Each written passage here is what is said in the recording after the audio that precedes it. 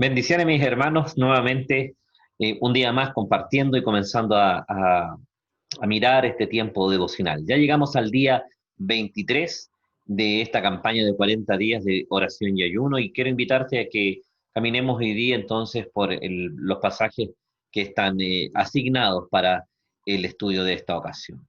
Quiero invitarte a que abras tu Biblia, ¿no es cierto?, en el capítulo 9 de Marcos. Vamos a leer, vamos a terminar de leer el capítulo, ¿no es cierto?, desde el versículo 30 hasta el 50. Estamos inmersos, ¿no es cierto?, en este tiempo de esta campaña de 40 días de oración y ayuno, caminando por el Evangelio de Marcos y siguiendo el acróstico de Cristo, buscando en ellos principios. El primero que descubrimos fue el de la semana del compromiso, la segunda la de renovación, la tercera que recién terminamos la de inspiración, y esta semana hemos comenzado a trabajar el concepto de la santidad, mirado desde el texto bíblico que les he mencionado, el Evangelio de Marcos. Hemos caminado por el capítulo 9, ha sido interesante lo que vimos el día de ayer, y hoy día nuevamente seguimos o terminamos de mirar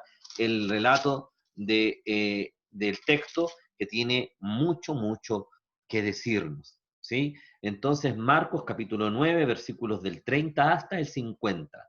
Santos para vivir a la altura de su reino. Este pasaje de las Escrituras no lo voy a leer, lo lees tú en casa con mayor tranquilidad, ¿no es cierto? Primero nos habla de que el Señor sigue anunciando su muerte. ¿Te acuerdas que después de la transfiguración el Señor comenzó a anunciar su muerte, ¿no es cierto? Y uno de los pasajes, un pasaje absolutamente significativo para nosotros en el día de hoy y que ha sido un pasaje que tiene que hacernos pensar y reflexionar, que es el que está bajo la pregunta ¿quién es el mayor? Ahí nos habla de servicio, nos habla de entrega, etcétera, etcétera. Luego, una de las palabras o de las frases más usadas o, o conocidas del Señor para nosotros en el día de hoy, ¿no es cierto? Dice, porque el que no es contra nosotros, por nosotros es, ¿no es cierto? Es decir, que tenemos que tener una posición.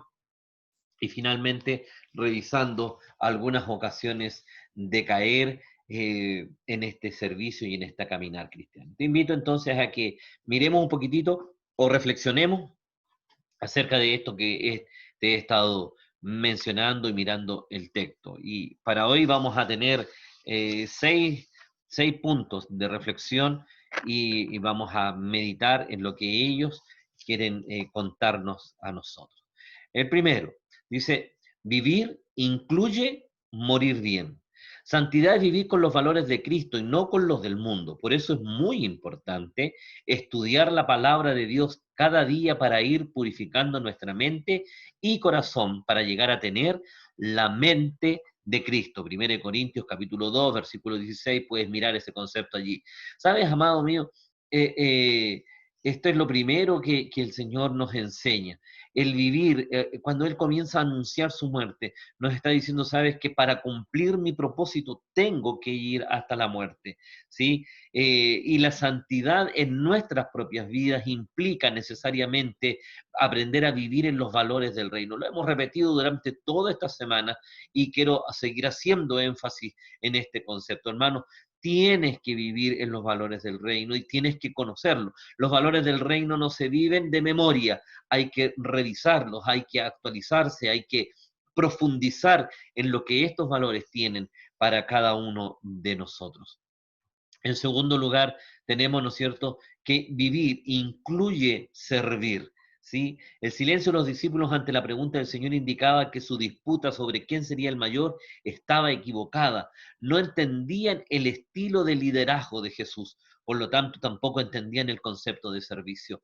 Y ay, esta experiencia, esta frase es tan decidora, debiera ser tan marcada en el mundo cristiano, en aquellos que nos declaramos seguidores del Señor Jesús, en entender que tenemos que aprender a mirar, a buscar la manera de servir, ¿no es cierto? a los nuestros, de servir a quienes están a nuestro lado. Mirar a Jesús, su vida fue una vida y una experiencia de constante servicio y nos llama a nosotros a hacer exactamente lo mismo. Amado mío, el cristianismo no es una experiencia para estar, ¿no es cierto? Necesariamente en eminencia. Y aún aquellos que están en alguna responsabilidad mayor, lo único que tienen que hacer con lo que les ha sido dado es simplemente servir a los demás. Te hago de inmediato la pregunta: ¿cómo está tu experiencia de servicio a tu alrededor? A tu alrededor, tu familia, tu trabajo, tus amigos, tus vecinos, tu comunidad con la que tú te relacionas. Tu experiencia de servicio aquí en la iglesia. No estamos hablando del ministerio de servicio, sino de tu disposición. ¿Eres cristiano? Tienes que ser un servidor. No hay opción, no hay opción. No hay puntos medios, no hay ambigüedades, no hay dos posturas. ¿Sí? ¿Eres cristiano? ¿Te declaras cristiano? Tienes que ser un servidor. Fuerte, ¿no? Porque nos obliga a mirarnos y nos obliga a reflexionar cómo está nuestra vida. Santidad, amado mío, es entender que hemos sido creados, llamados y redimidos para servir. Ese es nuestro propósito, servir a Dios y servir a nuestro prójimo. ¿Es eso tu vida? Mira, cuando hablamos de santidad, no tienes que ir a una idea media pietista del asunto, media piadosa, ¿no es cierto? Y de andar con las manitos, ¿no es cierto?, aquí adelante en posición de oración y que ojalá que se te vea una aureola en la cabeza caminando despacito. No, no, no, no. Santidad significa acción. Y la acción de un cristiano es servicio. Mira la propuesta de lo que está escrito. Hemos sido creados, llamados y redimidos para servir. Esto es santidad. ¿Tu vida es una vida de servicio a los que están a tu alrededor? ¿O es una vida de sírvanme, ¿no es cierto?, porque yo me lo merezco, porque yo soy mejor, o porque simplemente así son las cosas? ¿Eres un servidor dentro de tu familia? ¿Eres un servidor dentro de tu comunidad? ¿Eres un servidor dentro de tu iglesia, de tu comunidad de fe? ¿Eres un servidor en tu trabajo? Esa debiera ser la cualidad de un cristiano. Jesús modeló la santidad con un ejemplo único de servicio: dar su vida por nosotros, servir hasta la vida. Muchas veces nosotros servimos hasta que no nos cuesta o hasta que no hay precio que pagar. Estoy dispuesto a hacer algo por los demás siempre que no tenga un costo para mí. ¿Sí? Eh, Tal vez subimos un poco la puntería dentro del hogar, ya está bien, por mi familia yo pago algunos costos, pero hacia afuera, hacia mi iglesia, hacia mi trabajo, hacia mi comunidad, entonces no, ahí no.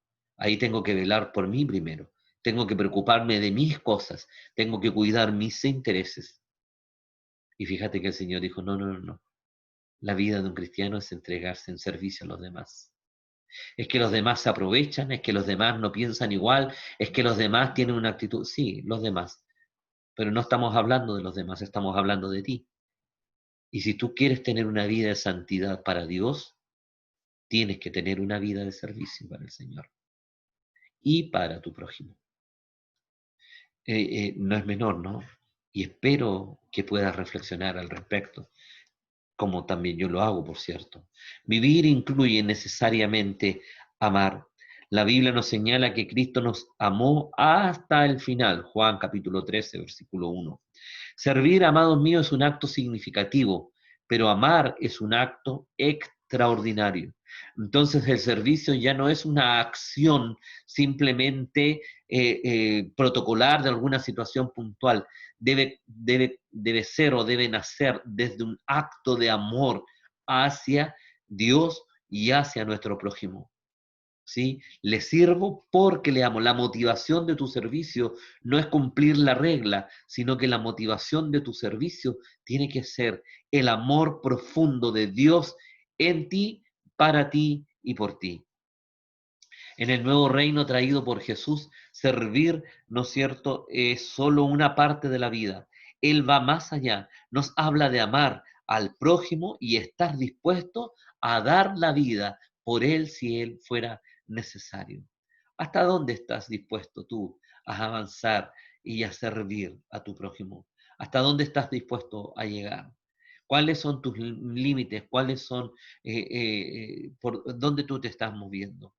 Te invito a que corras tus límites tanto, ¿no es cierto?, tengas que hacerlo para llegar a la meta y al desafío que el Señor pone para ti, ¿no es cierto?, que es hacerlo por amor al Señor, servir a los demás por amor, aún hasta la vida.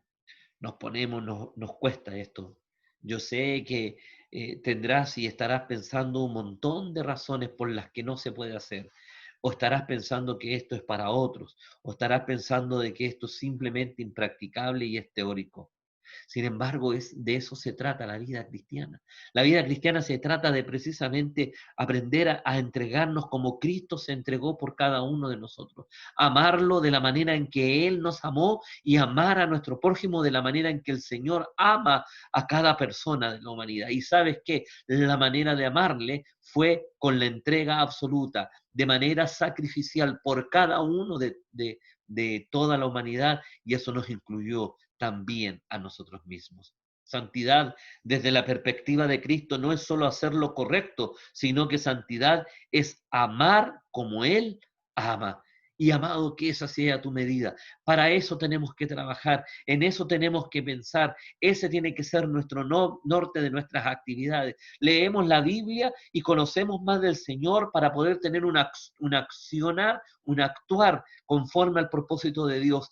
Estoy más cerca del rostro de Cristo para aprender a amar y dejar que Él me empape de su presencia y de su gracia para poder aprender a amar por nuestras propias capacidades, con nuestras propias intencionalidades, con nuestras propias herramientas o armas. No lo vamos a lograr. Vamos a tropezar con una muralla tremenda de frustración porque no logramos hacer lo que el Señor demanda de nosotros. La única forma es conocer su palabra y estar día tras día enfrentado al rostro de Cristo y sea Él quien en su poder, ¿no es cierto?, nos pueda ayudar a continuar y amar y servir como Él necesita ser servido y ser amado, ¿sí? En cuarto lugar, ¿no es cierto?, vivir incluye también tolerar. Nuestro deber es aprender a ser tolerantes como lo fue nuestro Señor. Eso nos permitirá vivir y relacionarnos mejor con nuestros semejantes cada día. Ay, que nos cuesta, ¿no? ¿Cómo voy a vivir o relacionarme con este que me ha hecho daño, con este que no me ha tratado bien, o simplemente quien para mí es un desconocido, que no lo conozco y no tengo por qué sentirme obligado? Sin embargo, el Señor nos enseña que tú debes servir al Señor con tolerancia hacia las personas, hacia los que están a nuestro alrededor. Cuidado dónde están tus motivaciones. Cuidado, mi hermano, dónde están tus propios intereses y dónde están tus propios límites. Vivir, en quinto lugar, es tener un código de honor. Necesitamos establecer límites en nuestra vida de tal manera que podamos tener control de nuestras acciones. Debemos saber cómo movernos, dónde movernos, quién soy, para que el Señor nos ayude y bendiga en nuestros accionarios. Amado mío, es saber decir que no, es tener dominio propio. Por eso dice que un fruto del Espíritu Santo en nuestras vidas es el control, es el dominio propio. Nos cuesta hacer esto. Dejamos que se nos vayan, ¿no es cierto?, estos límites que debemos ponernos. Y comenzamos muchas veces a justificarlo. Y eso nos obliga, nos lleva a portarnos igual que el mundo. Y entonces ya no hay diferencia. Y entonces nuestra manera de mirar al mundo para servirle se pone igual que la del mundo y no como la de Cristo ni la de su palabra. Este es un proceso profundo que debemos vivir cada uno de nosotros. Debemos dejar que el Espíritu Santo gobierne nuestras vidas. Debemos permitir que estos frutos del Espíritu de Gálatas 5, ¿no es cierto?, puedan dar a luz y puedan fluir en cada uno de nosotros, este de dominio propio, este de bondad, este de compasión, de misericordia, como que miramos a nuestro prójimo y a nuestro alrededor. Job señala y dice, hice un pacto con mis ojos. ¿Te parece? ¿Te acuerdas de ese texto?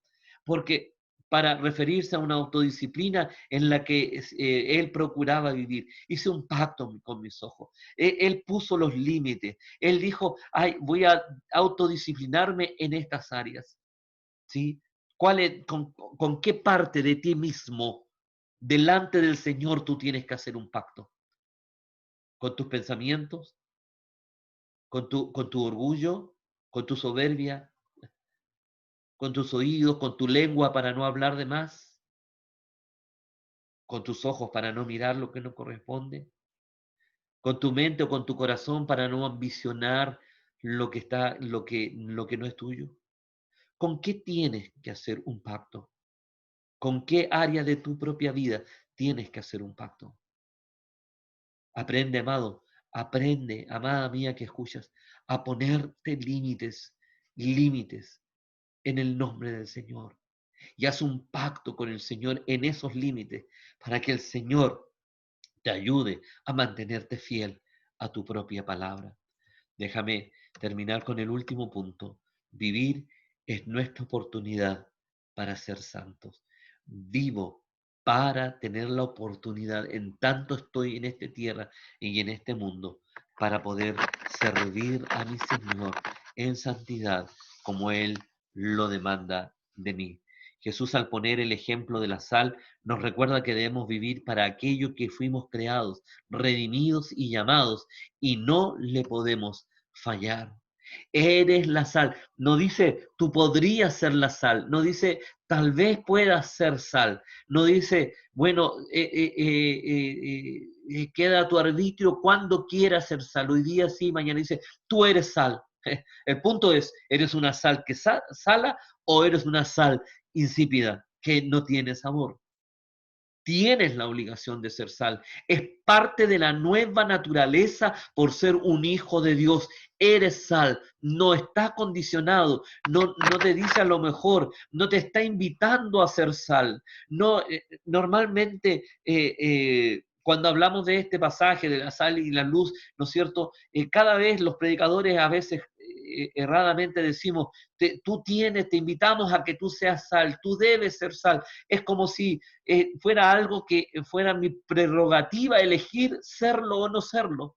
Te quiero contar que no es así. El Señor cuando te redimió, el Señor cuando te llamó a ser su hijo, cuando te perdonó tus pecados, hizo de ti sal de este mundo. El punto es, ¿eres una sal que sala o eres una sal insípida? Pero que eres sal, lo eres. No tienes la opción de elegir. El Señor deja así ahí una situación bien especial. Dice, bueno, pero si es insípida, ¿con qué la vamos a salar? Y aquí, amado, mira, es tan profundo esto. ¿Sabes por qué? Porque está hablando de la naturaleza.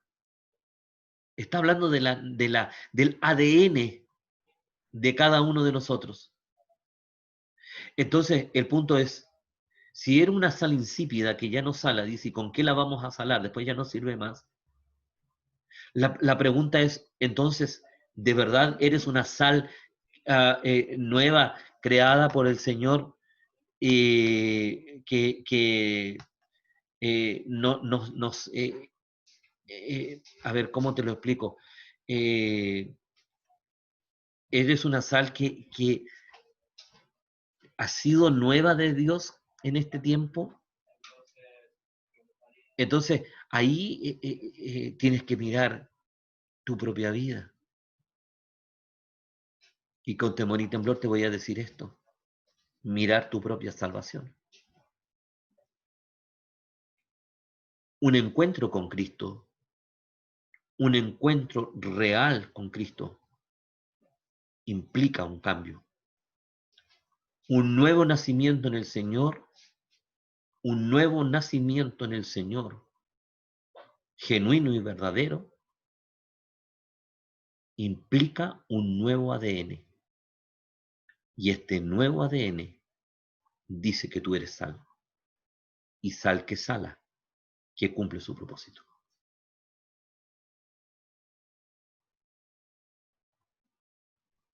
Revisa tu propia vida. Revisa qué ha sido este proceso de santidad en ti.